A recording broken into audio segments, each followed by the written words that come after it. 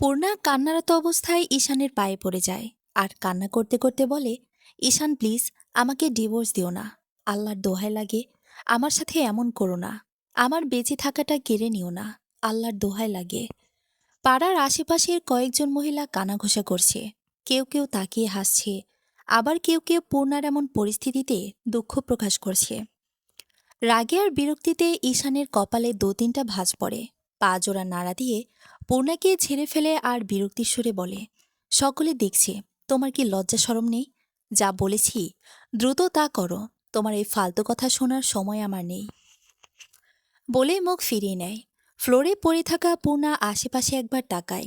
তাকাতেই দেখতে পায় কেউ কেউ কানাঘুষা করছে, কেউ বা অসহায় দৃষ্টিতে তাকিয়ে আছে, আবার কেউ বা দুঃখ প্রকাশ করছে একজন আরেকজনের সাথে।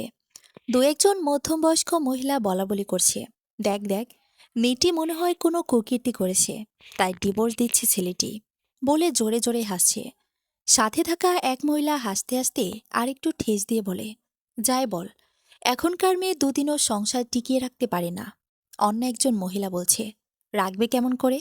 স্বামী থাকতেও পরপুরুষের সাথে রাত কাটায়। বলতে বলতে বেরিয়ে যাচ্ছে বাড়ি থেকে মহিলারা। এসব কথা যেন পূর্ণার কলিজায় গিয়ে ছড়ির ন্যায় বিচ্ছে। এখন মনে হচ্ছে তার মরে যেতে পারলে ভালো লাগতো। তার নিজের স্বামীর বাসায় তাকিয়ে সে গালমন্দ বিশ্রী অপবাদ দিচ্ছে, তার স্বামী কিছু বলছে না। আর বলবেই বা কি করে? তাকে তো আজকেই ছেড়ে দিয়েছে। তার ভাবনার ছেদ ঘটিয়ে ঈশান রেগেমেগে পূর্ণার হাত ধরে ফ্লোর থেকে টেনে তুলে শরীরের জোরে থাপড় দেয়। সাথে সাথে পূর্ণা সোফার সাথে বাড়ি খেয়ে নিচে পড়ে, আর ঠোঁটের একপাশ কেটে যায়। সোফার এক কর্নারে জিন্স টপস পরোয়া বসে আছে তার গার্লফ্রেন্ড মিলা, যে এখন পায়ের পর পা তুলে আপেল খাচ্ছে আর ঈশানকে উতলিয়ে দিচ্ছে। পূর্ণার চোখ তুলে অসহায়ের মতো ঈশানের দিকে তাকায়, যে এখন খারাপ ভাষায় গালিগালাজ করছে, আর মনে মনে ভাবছে মেয়ে হয়ে কিভাবে একটা মেয়ের সংসার ভাঙে। আরেকবার সোফায় বসে থাকা মিলার দিকে তাকায়, যে এইসবে মজা নিচ্ছে। পূর্ণার মুখে আর কিছু বলার মতো ভাষা নেই, শুধু চোখ দিয়ে অজস্রে বৃষ্টির ন্যায় পানি বর্ষণ হচ্ছে। পূর্ণা উঠে দাঁড়ায়, আর কোনো আকতি মিনতি না করে। পাথরের যেমন প্রাণ নেই, তারও এখন ভিতরে প্রাণ নেই। নিষ্প্রাণ কণ্ঠে পূর্ণা শোধায়, কোথায় স্বাক্ষর করতে হবে?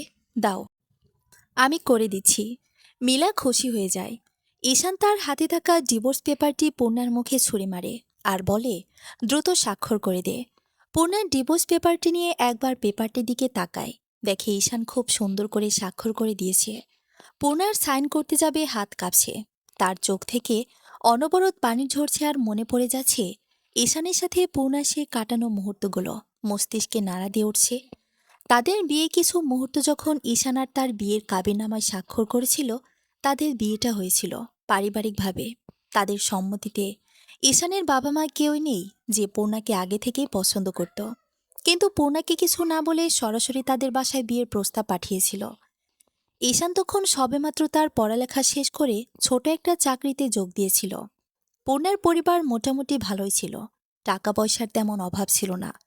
পূর্ণার বাবা আজিম শিকদার অনেক আগেই মারা গেছেন। পূর্ণার পুরো নাম অপূর্ণা শিকদার। ঈশানের সাথে বিয়ের পর ঈশান সবসময় অপূর্ণাকে পূর্ণা বলেই ডাকত। তাদের পরিবারে এখন শুধু আছে পূর্ণার মা আমিনার, পূর্ণার ভাই আদ্রিয়ান শিকদার। আদ্রিয়ানের বয়স 22, স্নাতক 3য় বর্ষের ছাত্র। পূর্ণা পড়ালেখার পাশাপাশি টিউশনি করতে যেন তার মায়ের ওপর কোনো রকম চাপ না পড়ে। তার বাবা আজিম শিকদার যা টাকা পয়সা, জাগা সম্পদ রেখে গিয়েছিল, তাতে তাদের চলে যেত। কিন্তু পূর্ণার ইচ্ছে ছিল কিছু করার, তাই সে পড়াশোনার পাশাপাশি মোটা অঙ্কের কয়েকটা টিউশনি করত। কিন্তু ঈশানের সাথে বিয়ের পর ঈশান কিছু করতে দেয়নি, তাই পূর্ণা আর টিউশনি করেনি। বরং সংসারে মন দিয়েছে। ঈশানের অপছন্দের সকল কাজ পূর্ণার নির্দ্বিধায় ছেড়ে দিয়েছিল। এমনও কত কিছু পূর্ণা বিসর্জন দিয়েছিল তার, আর হিসেবে রাখে কে? তবে ঈশান বিয়ের দিন রাতে পূর্ণাকে অনেক আশা দেখিয়েছিল। পূর্ণাকে কখনো অপূর্ণা বলে ডাকেনি ঈশান, বরং পূর্ণা বলে ডেকেছিল। ঈশান বলতো অপূর্ণা নাকি তার কাছে অপূর্ণ অপূর্ণ লাগত, তাদের সম্পর্কটা নাকি অপূর্ণ লাগত, তাই তো পূর্ণা বলে ডেকেছে সবসময়। আজ 3 বছরে নিজ হাতে তিলে তিলে গড়া সংসার একটা ছোট স্বাক্ষরের মাধ্যমে শেষ হয়ে যাচ্ছে। পূর্ণা অত শত না ভেবে ঈশান আর মিলার ভালোর জন্য তাদের তারাই পূর্ণার ডিভোর্স পেপারে স্বাক্ষর করে দেয়। কলিজা ছিঁড়ে যাচ্ছে, কিন্তু চোখ থেকে আর পানি পড়ছে না। বাংলা একটা প্রবাদ প্রচলিত আছে, অল্প সুখে কাতর, অধিক সুখে পাথর। পূর্ণার বেলায়ও তাই এতগুলো দিন তার সাথে প্রতারণা করা হয়েছে। পূর্ণা সবকিছু বুঝেও না বোঝার মতো ভান করে থেকেছে, যেন ঈশানের সাথে তার মৃত্যুর আগ পর্যন্ত থাকতে পারে। পূর্ণা স্বাক্ষর করে ডিভোর্স পেপারটি ঈশানকে দেয়, আর তার ছেলের সাথে হেসে বলে, ঈশান, আমি কিন্তু তোমারই পছন্দ করা পাত্রী ছিলাম। তুমি কিন্তু আমার মা বাবার কাছে প্রস্তাব নিয়ে গিয়েছিলে। একটু থেমে শ্বাস নিয়ে আবারও তাচ্ছিল্য করে বলে, সেদিন তুমি আমাকে অপূর্ণ থেকে পূর্ণ করেছ, আর আজ আজ পূর্ণ থেকে অপূর্ণ করে দিয়েছ। ঈশান কিছু বলে না, তবে ভিতরে ভিতরে কেমন যেন হাহাকার করছিল, কিন্তু তেমন পাত্তা না দিয়ে মুখ শক্ত করে বলে, দেখো অপূর্ণা, আজকে থেকে, এই মুহূর্ত থেকে তোমার রাস্তা আমার রাস্তা পুরো আলাদা। আর হ্যাঁ, তুমি চাইলে এ বাড়িতেই থাকতে পারো, তবে কেউ কারো নয় আমরা। পূর্ণা মিলার দিকে একবার তাকায়, আরেকবার ঈশানের দিকে তাকায়, তাকে ঈশানকে অনুরোধ করার মতো করে বলে, আমি তোমার সাথে আলাদা একটু কথা বলতে পারি, শেষবারের মতো। ঈশান মনে মনে ভাবে, ছেড়ে তো দিয়েছি, আচ্ছা শেষবারের মতো কি কথা আছে শুনি। ঈশান মিলাকে বলে, মিলা, তুমি আমাদের রুমে যাও, আমি আসছি। মিলা একবার পূর্ণার দিকে তাকিয়ে মুখভঙ্গি করে, আবার ঈশানের দিকে তাকিয়ে মুখে হাসি রেখে দোতলার একটা রুমে চলে যায়, যেখানে গিয়ে পূর্ণার ঈশান থাকত। পূর্ণার মিলার যাওয়ার দিকে তাকায় দেখে তাদের রুমে গেছে, দেখে তার অন্তর আগুনে পুড়ে ছাই হলে যেমন হয় তেমন হয়ে যায় রাগে, কষ্টে, দুঃখে। পরপরই আবার নিজেকে গুটিয়ে নিয়ে ঈশানের চোখের দিকে তাকিয়ে তপ্ত সুরে বলে, ঈশান, আমার কি কমতি ছিল? আমি কি তোমার মনের মতো হতে পারিনি? ঈশান পূর্ণার চোখের দিকে তাকায়। পূর্ণার চোখ অনেক লাল হয়ে আছে, ফুলেও আছে অনেক, অনেক সময় ধরে কান্নার ফলে। ঈশানী তার হৃদয়ে চিনচিন ব্যথা অনুভব করে, কিন্তু খুব একটা পাত্তা দেয় না। তারপর শান্ত সুরে পূর্ণাকে বলে, দেখো, আমি মিলাকে ভালোবাসি, আর মিলাও আমাকে ভালোবাসে। প্লিজ, তুমি আর এই বিষয়ে কোনো প্রশ্ন করবে না। পূর্ণা শুধু ঈশানের দিকে তাকিয়ে আর ভাবছে, 3টা বছর কার জন্য এত কিছু করলাম, যে এখন পরনাতে আসক্ত। আমি কি এতটাই খারাপ? আমি কই মেয়ের মতো শরীর দেখিয়ে চলি না বলে আমাকে ছেড়ে যাচ্ছে? হয়তো ওর মতো অত স্মার্ট না, জিন্স শার্ট এইসব পরি না, তাই। যাই হোক, পূর্ণা ছোট থেকেই খুব শান্ত স্বভাবের, ভারী মিষ্টি দেখতে মুখখানা, এত ফর্সা না, তবে উজ্জ্বল শ্যামলাবরণ চেহারা, চুলগুলো কোমর ছাড়িয়ে খুব ভদ্র আর স্বাচ্ছন্দ্যভাবেই থাকে। সবসময় স্যালোয়ার কামিজ অথবা শাড়ি পরেই থাকত, যেটা প্রথম 2-1 বছর ঈশানের ভালো লেগেছিল, কিন্তু লাস্ট 1 বছর তার কেন যেন পূর্ণাকে বিরক্ত লাগতে শুরু করে। পূর্ণার সবকিছু বিরক্তিকর লাগত, এমনকি পূর্ণাকেও। পূর্ণা এসব ভাবার মধ্য দিয়েই হঠাৎ বাহিরে বিদ্যুৎ চমকানোর আওয়াজ শোনা যায়।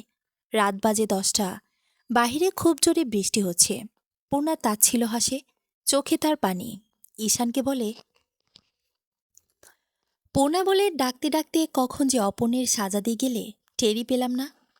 ঈশানের হৃদয় নাড়া দিচ্ছে বারবার, মন জানান দিচ্ছে, পূর্ণা, পূর্ণা তো আমায় ভালোবেসেছিল, অনেক ভালোবেসেছিল, কিন্তু আমি এটা কি করলাম? আমি কি কাজটা ঠিক করলাম? পূর্ণা একটা দীর্ঘশ্বাস ফেলে মুচকি এসে আওড়ালো, ঠকিয়ে কখনো সুখী হওয়া যায় না। আজকে আপনি যা অন্যায়ের সাথে করছেন, একদিন ঠিক আপনার সাথেও এমনটাই হবে। সবশেষে একটা কথায় পুরনো জীবনের ইতি টেনে নতুন জীবনের জন্য আপনাকে শুভেচ্ছা। আশা করি সারা জীবন এভাবেই হাসি খুশি সুখে শান্তিতে থাকুন, দোয়া রইল। ঈশান মাথা নিচু করে দাঁড়িয়ে পূর্ণার কথাগুলো শুনছিল। কেন যেন মনে হচ্ছিল এটা ঠিক হয়নি। বারবার মন একই কথা বলছিল, কিন্তু পরক্ষণে যখন মিলার কথা মনে হতো তখনই মন ঘুরে যেত। ঈশান চোখ তুলে তাকিয়ে দেখে পূর্ণা ধীর পায়ে হেঁটে তার নিথর দেহ নিয়ে সদর দরজার দিকে যাচ্ছে, আর গানের সুর ধরেছে, আমায় ডুবাইলি রে, আমায় ভাসাইলি রে, আকুল দরিয়ার বুঝি কোল নাই রে, আমায় ডুবাইলি রে, আমায় ভাসাইলি রে, অকুল দরিয়ার বুঝি কোল নাই রে। ঈশান পেছন থেকে ডাকতে যাবে, এমন সময় মিলা ওপর থেকে দৌড়ে এসে ঈশানের হাত ধরে বলে, ডাকার দরকার নেই। এদিকে বাহিরে অনেক বৃষ্টি হচ্ছে, মাঝে মাঝে বিদ্যুৎ চমকানোর আওয়াজও পাওয়া যায়। ঈশান মিলাকে বলে, এমন সময় একটা মেয়েকে বাড়ি থেকে তাড়িয়ে দেওয়া কি ঠিক হবে? মিলা রাগান্বিত কণ্ঠে ঈশানকে বলে, এখনও যদি এক্স বউকে ভুলতে না পারো, তাহলে আমাকে বিয়ে করে ঘরে আনলে কেন? পূর্ণা বাহিরে যাবে এমন সময় এই কথাটা শুনে থমকে যায়।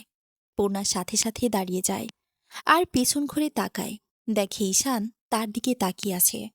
পূর্ণা মুচকি এসে বলে, বাহ, বিয়ে করে নিয়েছ? মিলা কপাল কুঁচকে বলে, বিয়ের 4 মাস হয়ে গেছে, আর তুমি আজকে আমাকে জিজ্ঞেস করছো বিয়ে হয়ে গেছে কিনা? হাউ ফানি, বলে হেসে দেয়। পূর্ণা আর কিছু না বলে শুধু ঈশানের দিকে তাকিয়ে তাচ্ছিল্য হাসে আর বেরিয়ে যায় বাসা থেকে। এই বৃষ্টির মধ্যে ঈশান মিলার দিকে তাকিয়ে মুচকি হাসি দেয়।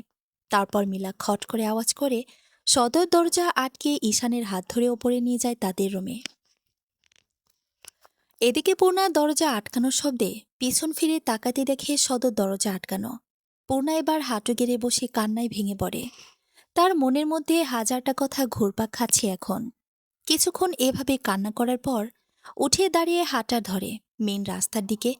পূর্ণার বৃষ্টিতে ভিজে একাকার হয়ে গেছে।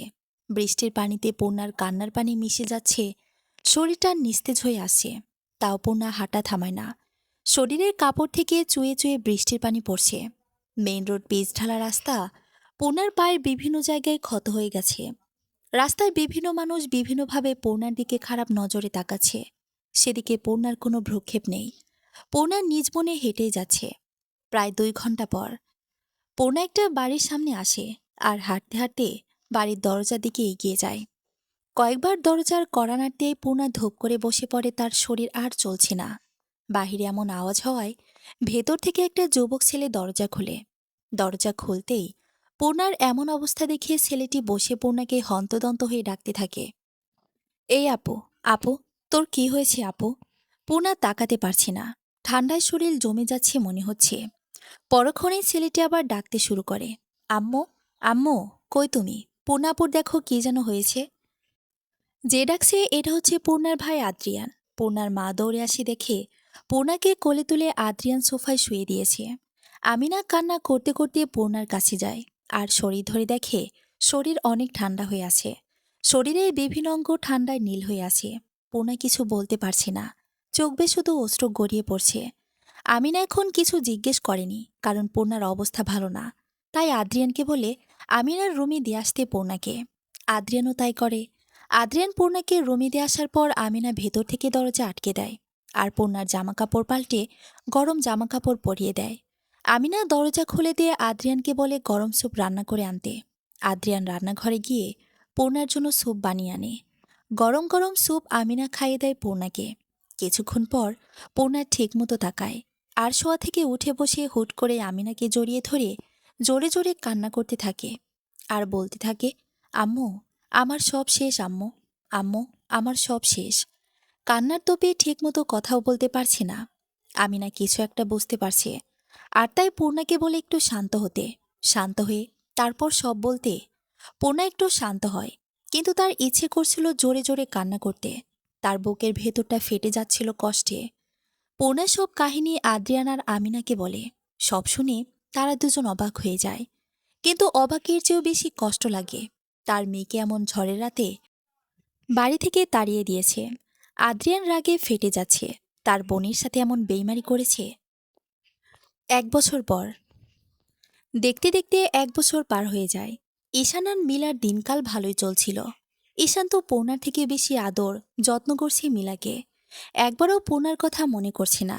মাঝে মাঝে মনে হলেও গ্রাহ্য করে না। ঈশান নিজের অফিসে মিলাকে দ্বিতীয় অধিপতি হিসেবে নিয়োগ করে সবার সাথে পরিচয় করিয়ে দেয়। আজকে ঈশান আর মিলা একসাথে রেস্তোরাঁয় গিয়েছে। একটা রেস্তোরাঁয় রাতের খাবার খেয়ে তারা দুজন রেস্তোরাঁ থেকে বের হয়ে একটা রিক্সা ডাক দেয়। এমন সময় অন্য একটা রিক্সা থেকে আদ্রিয়ান দেখে আদ্রিয়ান আর আমিনা একসাথে রিক্সা দিয়ে কোথাও থেকে আসার সময় তারা দুজন ঈশানকে দেখতে পায়। আদ্রিয়ান রাগে রিক্সা থামিয়ে নামতে যাবে। এমন সময় আমিনা তার হাত ধরে বলে, খারাপ লোকদের সাথে কোনো কথা বলার দরকার নেই। আদ্রিয়ান রাগে কটমট করে বলে, ওই কুত্তার বাচ্চার জন্য আমার বোন অনেক কষ্ট পেয়েছে, আর তুমি বলছো ছেড়ে দিতে? আমিনার চোখ থেকে 2 ফোঁটা অশ্রু গাল বেয়ে গড়িয়ে পড়ে। তাও নিজেকে সামলে নিয়ে ভাঙা কণ্ঠে বলে, বাদ দে, আল্লাহর বিচার করবে। আমি চাই না এমন খারাপদের সাথে কোনো ভেজাল হোক। তাদের মা ছেলের কথার মধ্য দিয়েই ঈশান আর মিলা রিকশা করে চলে যায়। আদ্রিয়ান তাদের রিকশায় উঠে বসে আর রিকশাওয়ালাকে বলে চলে যেতে।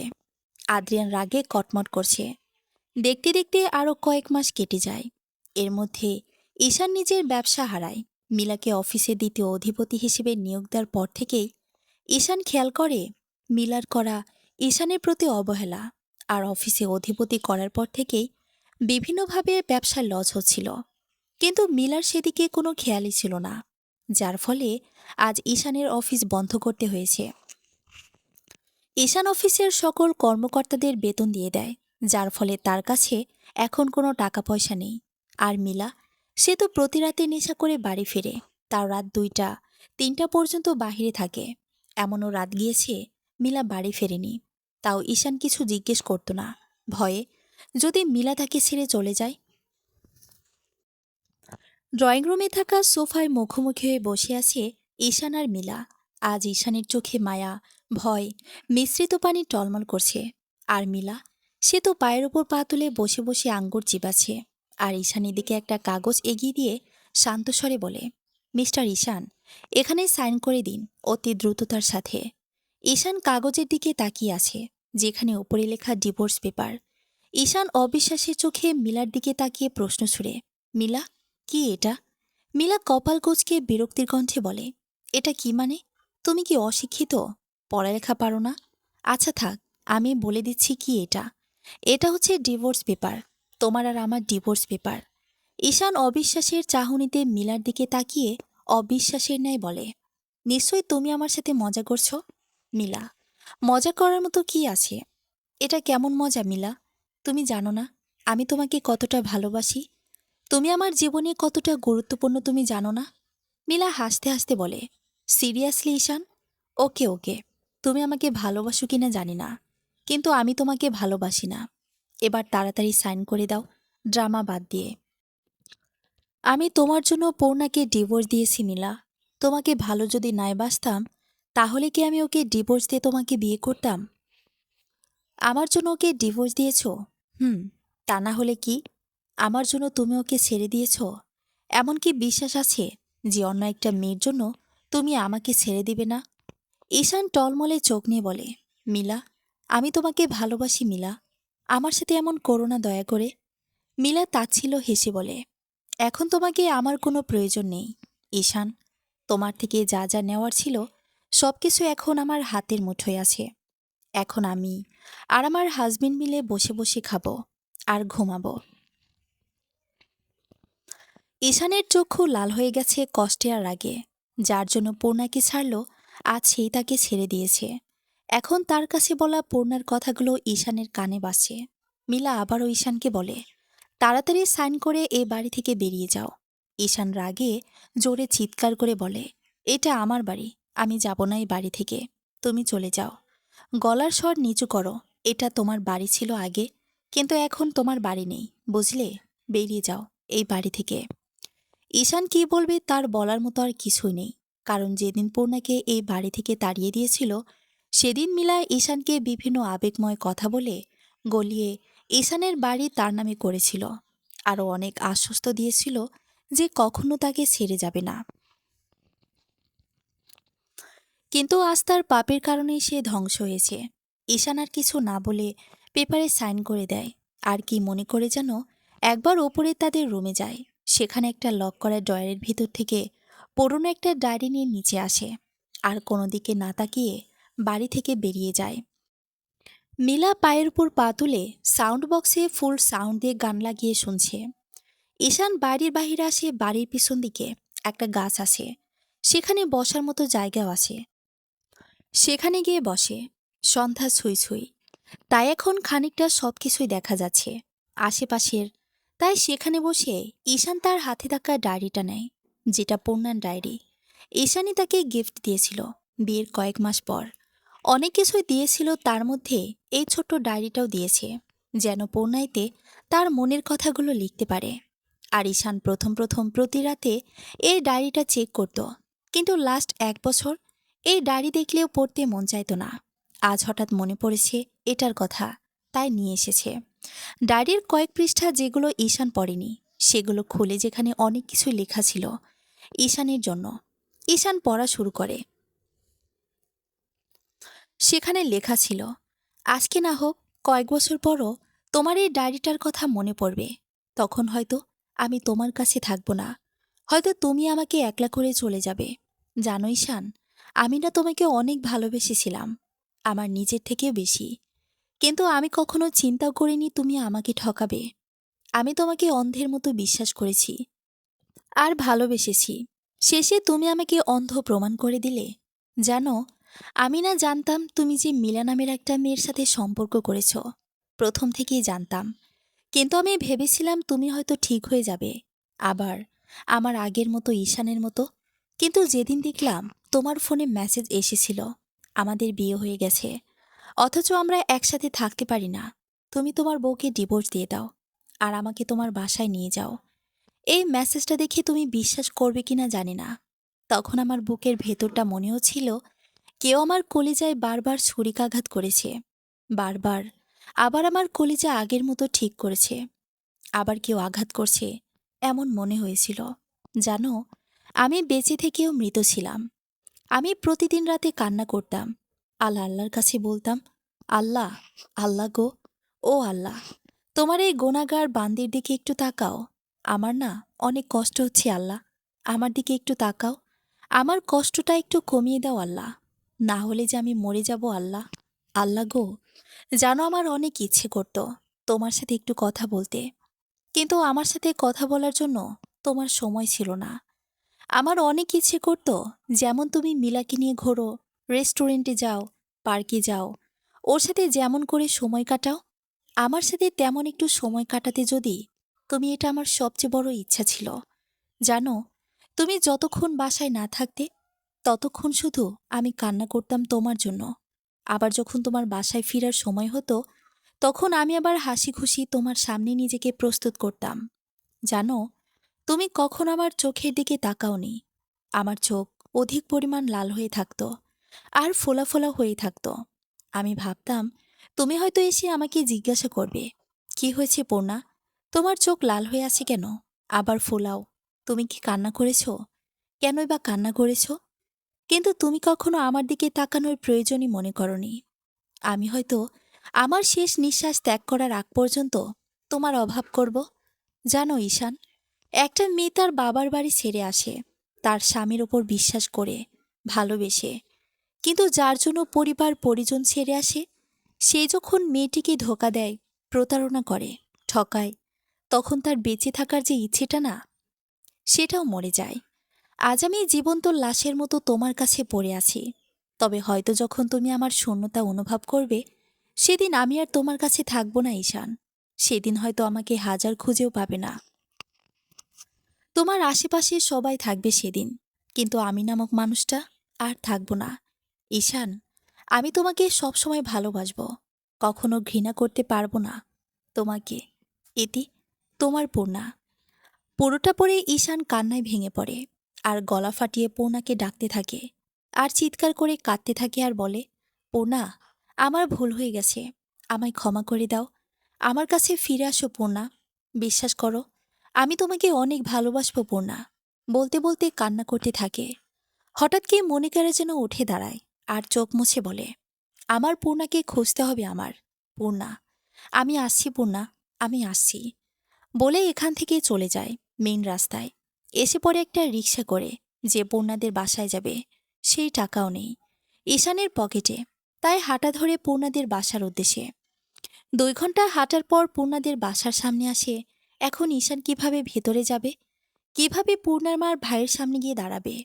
ওই দিন পূর্ণাকে ডিভোর্স দিয়ে বাসা থেকে বের করে দিয়েছিল ঝড়ের বেগে, বৃষ্টির মধ্যে। আজকে কিভাবে সে তাদের সামনে গিয়ে জিজ্ঞেস করবে পূর্ণা কই? ঈশান কিছুক্ষণ বাহিরে দাঁড়িয়ে থেকে মনের ভিতর ইতস্ততা নিয়ে কলিং বেলে চাপ দিল। 2বার চাপ দিতেই ভেতর থেকে পূর্ণার ভাই আদ্রিয়ান দরজা খোলে। আমিনা জোরে আদ্রিয়ানকে ডেকে জিজ্ঞেস করে, কে এসেছে এই সময়? আদ্রিয়ান রাগে কটমট করে বলতে থাকে, আসো, দেখে যাও, চিনতে পারো কিনা তুমি। ঈশান মাথা নিচু করে দাঁড়িয়ে আছে। পূর্ণার মা আমিনা এসে ঈশানকে এভাবে দাঁড়িয়ে থাকতে দেখে আমিনা রেগে যায় আর বলে, তুমি এখানে কেন এসেছ? ঈশান কিছু বলতে যাবে, তার আগেই আদ্রিয়ান ঈশানের শার্টের কলার ধরে রাগে জোরে জোরে বলতে থাকে, আমার বোনকে শেষ করে তোর আত্মা ঠান্ডা হয়নি? এখন আবার আমাদের বাড়িতে এসেছিস? আমিনা আদ্রিয়ানকে বলে, ছেড়ে দে আদ্রিয়ান, এসব নোংরা লোকদের শার্ট ধরলে তুই নোংরা হয়ে যাবি। আদ্রিয়ান শার্টের কলার ছেড়ে দেয় আর তার মাকে উদ্দেশ্য করে বলে, ও, আমার তো মনেই ছিল না, আচ্ছা ছেড়ে দিলাম। আমিনার কিছু না বলে আদ্রিয়ানকে বলে, আদ্রিয়ান, ঘরের দরজা আটকিয়ে দে। আদ্রিয়ানও তাই করতে নিবে। এমন সময় ঈশান তাদের পায়ে পড়ে আর কান্না করতে করতে বলে, আম্মা, পূর্ণা কোথায়?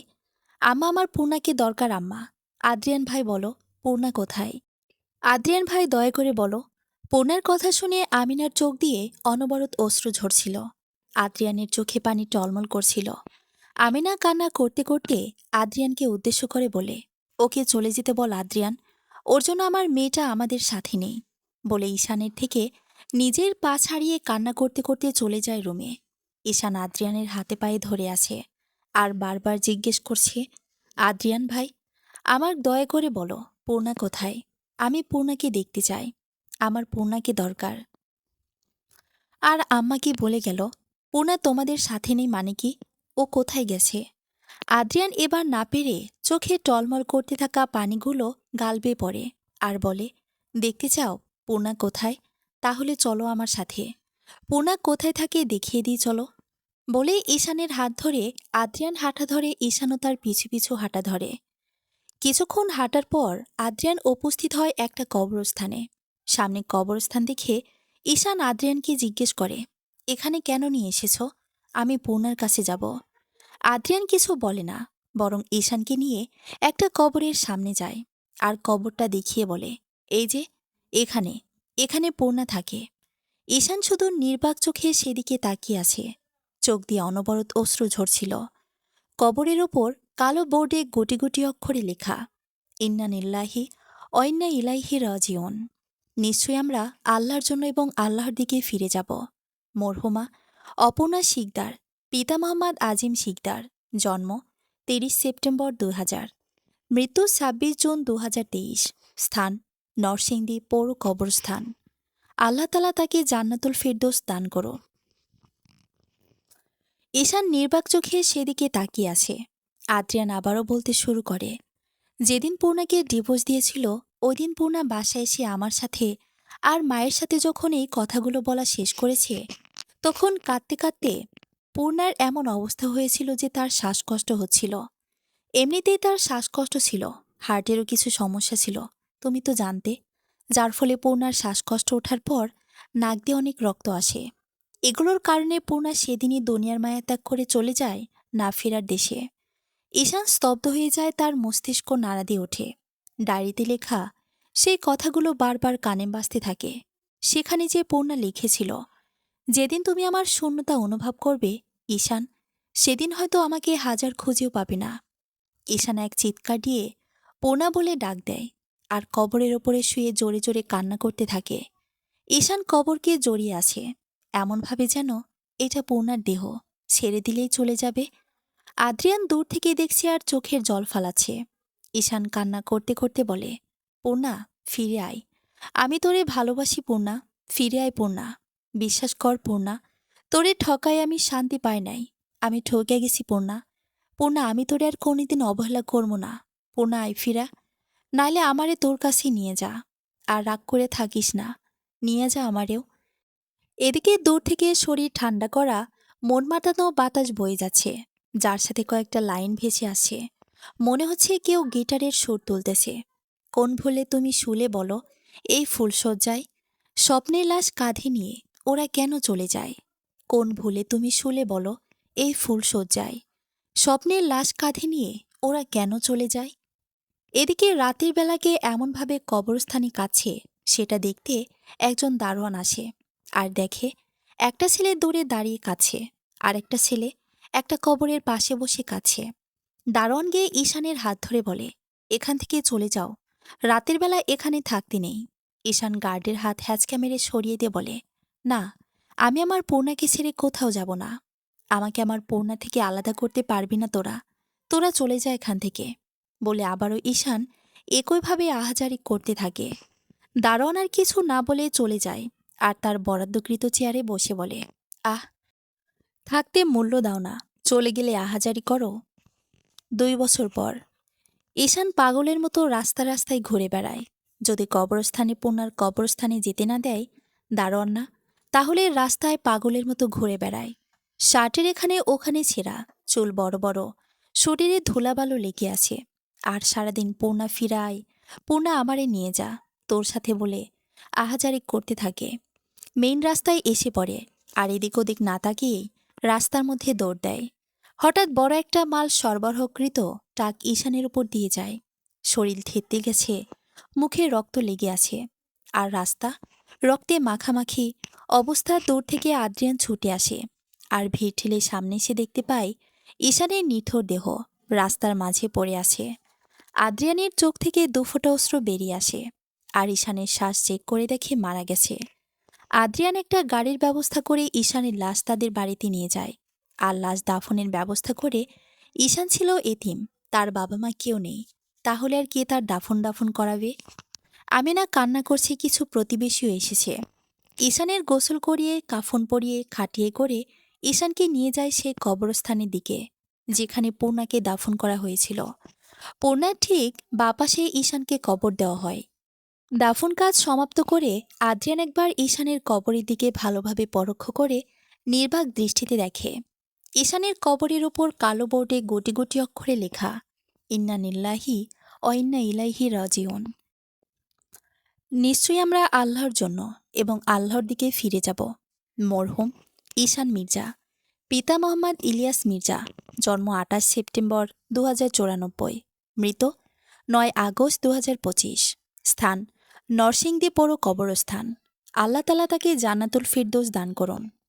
আদ্রিয়ান 2টা কবরে জিয়ারত করে কিছুক্ষণ তাকিয়ে থাকে। সকলে চলে গেছে, এখন গোরস্থানে শুধু আদ্রিয়ানই আছে। সেও কিছুক্ষণ পরে কবরস্থান একবার পরখ করে চলে যায়। সমাপ্ত।